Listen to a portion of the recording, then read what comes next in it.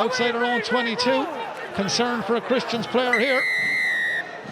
And Glenstall will get the penalty. Time is off, getting it checked out. Ben Egan is on the sideline here at the college's final with Doug Howlett. Thanks very much, Brennan. Delighted to be joined by former Munster and All Blacks legend Doug Howlett. Doug, what do you make of the game so far? Yeah, it's a fierce battle, isn't it? Tough conditions down here and a great environment. I think you see the two schools playing their role. And listen, great, I've got my own kids here. A great atmosphere for rugby.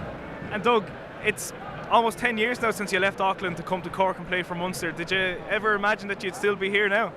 It was never in the grand plan, but I must say we settled perfectly well. We were made to feel so welcome, and I must say, we're enjoying our time in Ireland and in Cork.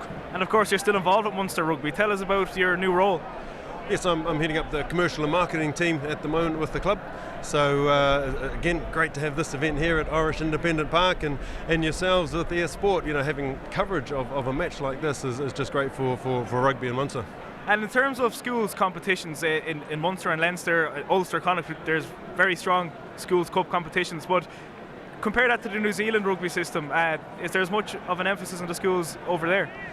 Yeah, there is, and I guess one of the main differences, I guess, is the numbers. A lot of kids are playing rugby down under, and we're getting our numbers up here slowly in Munster, and for all of us, that's the pipeline. That's the pipeline that feeds into Munster and into Ireland and into the Lions, hopefully. And I can't let you go, Doug, without mentioning Ireland's Grand Slam win yesterday. A year and a bit out from the World Cup, but Ireland being out the team that New Zealand fear the most. That's if New Zealand fear any team ever. Oh, listen, they're certainly on the radar after the performance yesterday and the performance throughout the Six Nations and beyond. They were comfortable, and what I really like is that they're comfortable going in as favourites now, and they can go in and set the standard and play the rugby that they want to play. And finally, massive game coming up for Munster in 2 weeks' time in Thomond Park against Toulon. How much are you looking forward to that?